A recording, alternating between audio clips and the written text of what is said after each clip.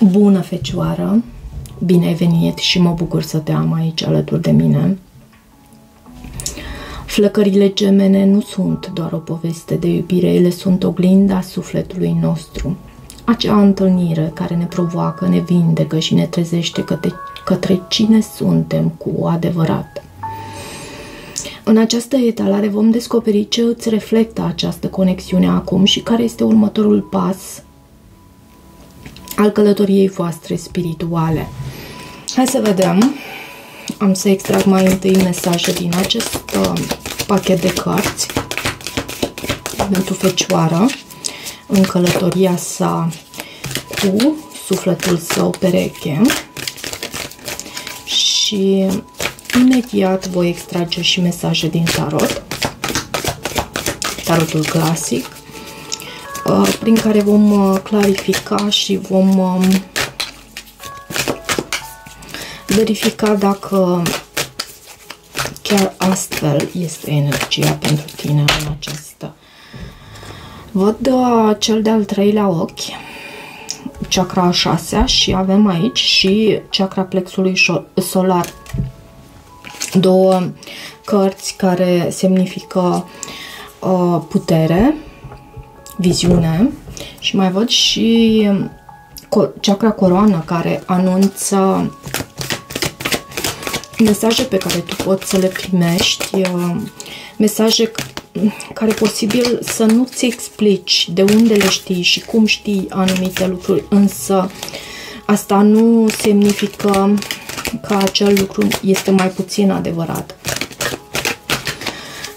Mesaje pe care le primești din partea divinității, chakra coroana îți este deschisă iarăși și uite, avem energia împăratului, a unei persoane autoritare, a unui bărbat foarte puternic, în același timp care poate fi și ușor controlator, poate chiar mai mult în anumite momente, depinde de felul în care îl prinzi. Din nou această chakra celui de-al treilea ochi și chakra plexului solar. Există un parteneriat aici și poate chiar o alianță între voi, în sensul că vă protejați unul pe celălalt, sunteți unul pentru celălalt în această conexiune și cele două chakre de aici, cel puțin chakra plexului solar, reprezintă o chakră masculină. Această carte, cel de-al treilea ochi, reprezintă o chakră feminină.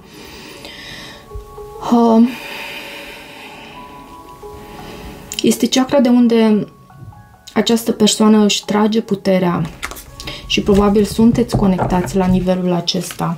Hai să vedem cărțile pentru fiecare poziție. Am să le extrag mai întâi. O altă chakră văd aici. Treiul de spade. Ok. Magicianul reprezintă energia ta și cartea adevărului sau cartea judecata o avem în ceea ce urmează între voi în următoarele luni. În ceea ce reprezintă energia ta în prezent avem 9 de bâte. În acest pachet de cărți, acest 9 de bâte mai este denumit și tărie, putere spirituală. Putere spirituală. Cum te afli tu în această conexiune? Ce reflectă sufletul tău acum?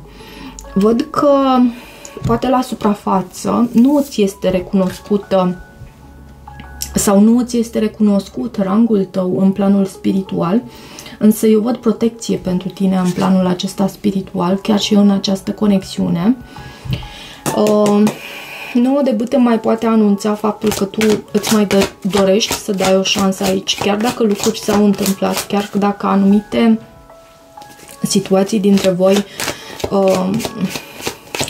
poate au fost tensionate și văd că au determinat pe celălalt să se detașeze din punct de vedere emoțional.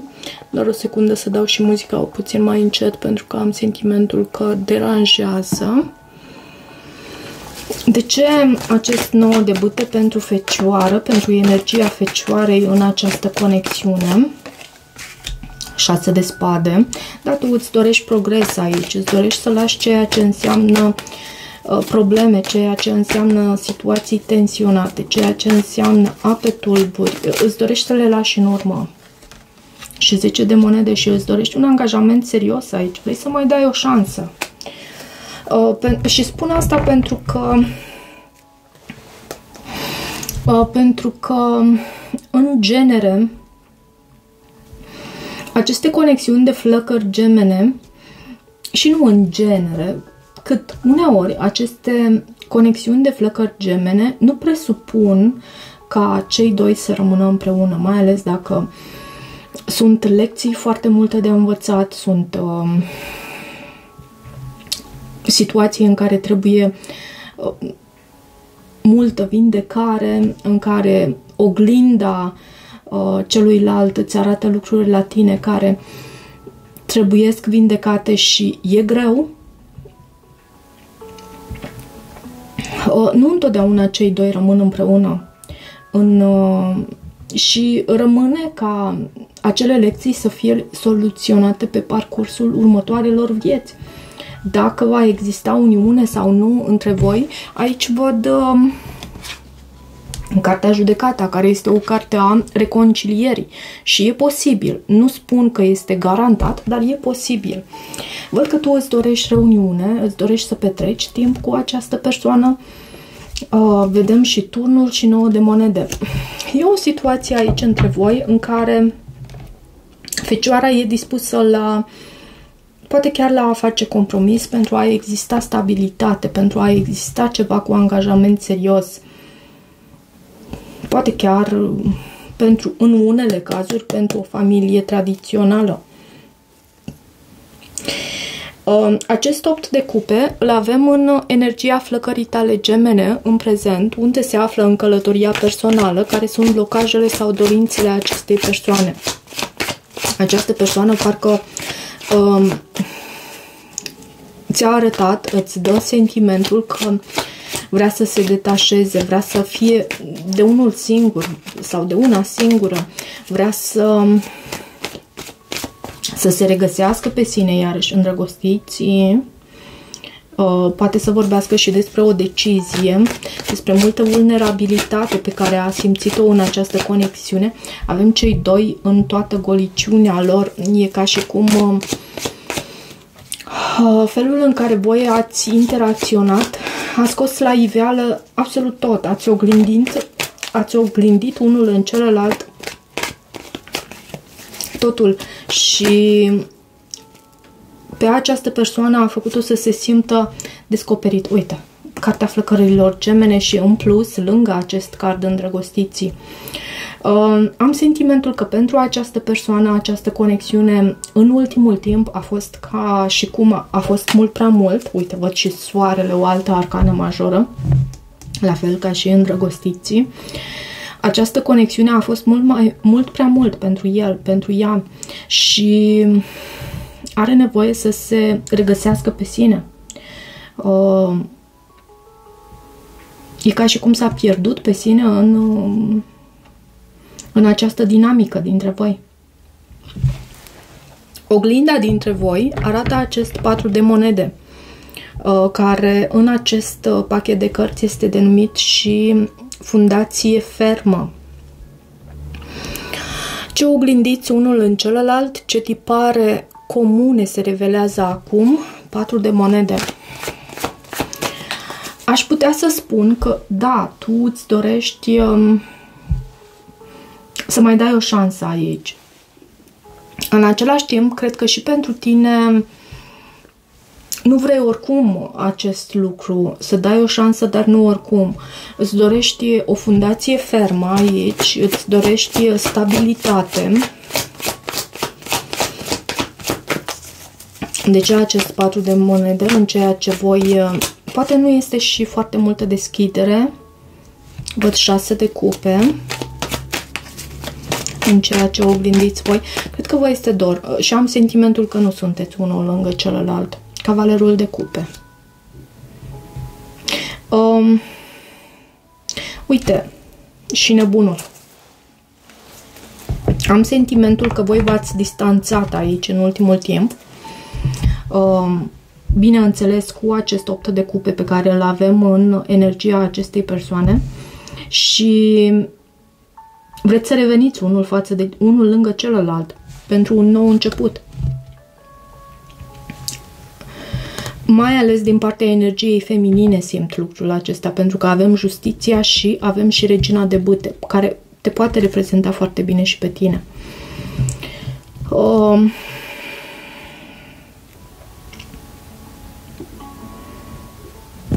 Totuși, mai vreau o carte pe acest 4 de monede. De ce 4 de monede? Sunteți deschiși pentru un nou început? Sunteți deschiși pentru un nou început aici? De ce acest 9 de bâte? Da, sunteți deschiși, deși sunteți răniți și aveți nevoie să vă vindecați aici. Văd și cartea Puterea la baza pachetului. Și puterea reprezintă și cartea curajului, mai ales din partea energiei feminine, repet. Prima chakră, chakra Muladhara, din câte mi-amintesc, sau chakra rădăcină, este în provocarea karmică, care este lecția pe care trebuie să o învățați, ce vă ține separați interior sau exterior. Asociez foarte mult această carte cu acest 4 de monede, pentru că prima chakra este chakra aceea de unde noi ne tragem stabilitatea, este, după cum vezi și în acest card, este reprezentată printr-un lotus cu 4 petale, 4 fiind cifra stabilității, a structurii, este și cifra împăratului, este o chakră masculină, este spațiul acela, de fapt e centrul acela energetic care atunci când este deschis și echilibrat ne dă o anumită stabilitate. Foarte mult 4 văd în această etalare. Cu acest împărat, acest 4 și acest lotus cu 4 petale. De ce acest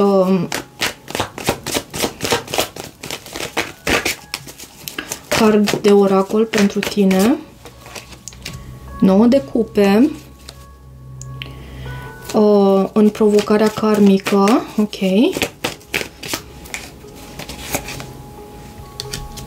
Și luna. 2 de cupe.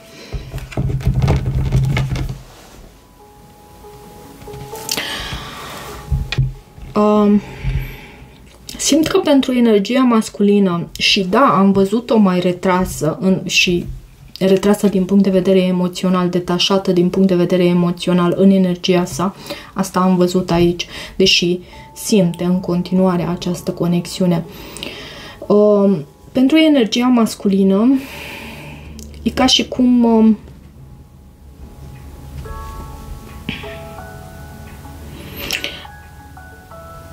a avut nevoie de această detașare din punct de vedere emoțional și mă repet, încep să mă repet, tocmai pentru a se regăsi pe sine, tocmai pentru a-și regăsi stabilitatea în această conexiune, tocmai pentru a putea oferi în această conexiune. Poate a existat și o anumită dezamăgire, o anumită decepție.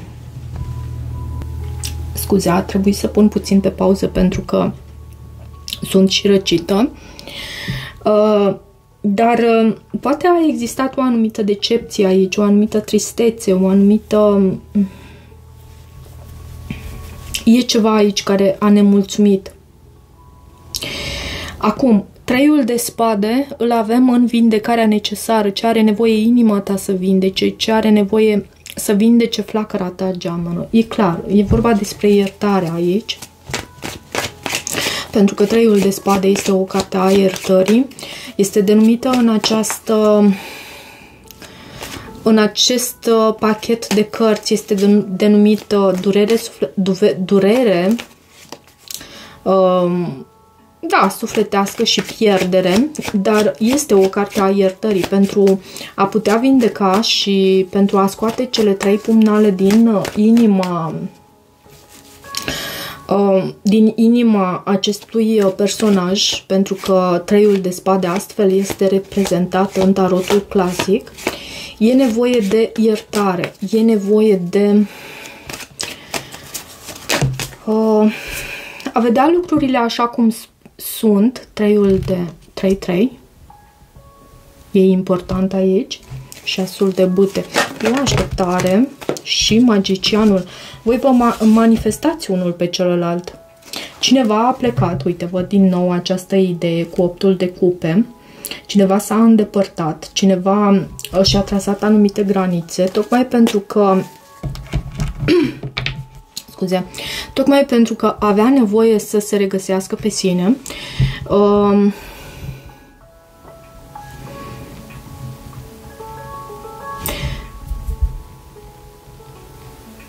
Dar vă manifestați. Încă vă doriți această oficializare, poate chiar între voi.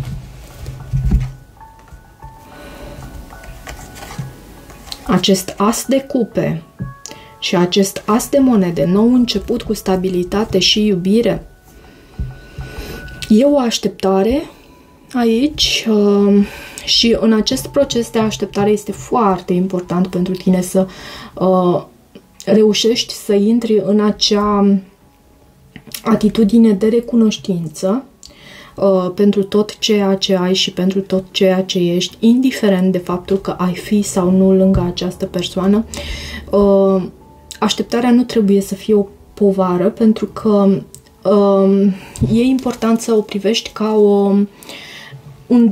un detur din partea Universului, tocmai pentru a-ți pregăti ceva mult mai frumos, mult mai bun pentru tine. Și avem Magicianul din nou aici, în misiunea sufletului în această etapă. Care este rolul acestei conexiuni acum pentru amândoi? Iarăși e vorba de manifestare. Magicianul este un extraordinar manifestor cu abilități. Are toate resursele pentru a manifesta. Diavolul, dar poate fi vorba și despre manipulare, să știi. De ce Diavolul și Magicianul? Poate fi vorba despre manifestare, dar și control în acest proces de manifestare. Și e necesar să îți găsești echilibrul. Poți de asemenea să ai de a face cu un Capricorn. Nu cred că am spus zodiile aici, pe care le văd pe masă. Văd foarte mult Gemeni, Fecioară, zodia ta, Scorpion, Capricorn, Rac, Pești, iarăși Gemeni, Fecioară este subliniat, Gemeni din nou și cam atât până acum. Asul de cupe anunță faptul că tu îți dorești, că voi vă doriți acest nou început cu iubire, însă e și ceva toxic aici. Să nu încerci prea mult să controlezi acest proces de manifestare. Ok, tu asta îți dorești, acceptă acest lucru, este dorința ta cea mai mare pentru tine, îți dorești să manifesti acest lucru, mergi în direcția acestui lucru, dar nu încerca să controlezi. Nu încerca să controlezi, nu încerca să o faci într-un mod obsesiv. Poate lucrul acesta trebuie să îți dai seama, ci bucură-te în același timp de viață. Și avem judecata. Sunt foarte curioasă aici cu acest card judecata, cartea adevărului, cartea anumitor conștientizări, a trezirilor spirituale. Poate vorbi și despre o decizie, despre reconciliere în ceea ce privește posibilă evoluție pe termen scurt, spre ce energie vă îndreptați în următoarele luni. Cum se poate manifesta unirea sau apropierea aici? Către ce anume vă îndreptați voi aici? Regina de spade, comunicare, da? Poate fi și o decizie foarte importantă. Regina de spade este și o carte a discernământului și 7 de spade. Ok. Da, tocmai ce vorbeam despre discernământ, nu? Această regină de spade vede prin tot ceea ce înseamnă bias în această legătură. Vede și discerne, alege bobul de neghină. Cred că acest card pentru voi cu acest numărul 20 este un card pentru conștientizări, pentru trezire spirituală și pentru faptul că tu ajungi la adevărul pur de aici, din această conexiune. În următoarea perioadă, voi ajungeți la acest adevăr și nu într-un mod surprinzător. Și poate duce la un nou început cu stabilitate între voi. Da, poate exista și reconciliere, dar atât timp cât reușiți să vedeți cu discernământ și să priviți adevărul în față, exact așa cum e. Hai să vedem ce urmează în această conexiune din acest oracol pentru Fecioară. Ce urmează aici pentru tine? Ups. Chemarea sufletului pereche. Rugăciunile tale și vizualizările tale vă ajută să vă reuniți și văd căsnicie aici. Această situație implică și căsnicie. Fie veți ajunge la căsnicie, la uniune, sau la a trece la un nou nivel de angajament între voi, fie unul dintre voi este deja într-o căsnicie și rugăciunea, încă o dată spun, rugăciunea, afirmațiile și vizualizările tale vă ajută pentru reuniune. Ok, cam atât pentru această citire, dragilor. Dacă rezonați cu acest mesaj, nu uitați să vă abonați canalului, să mai treceți pe aici, să îmi lăsați o apreciere și un feedback al vostru. De asemenea, există posibilitatea și de a deveni membri ai acestui canal, bineînțeles, dacă vă doriți. Pentru citiri private găsiți detalii în descrierea videoclipului. Eu vă mulțumesc și toate bune!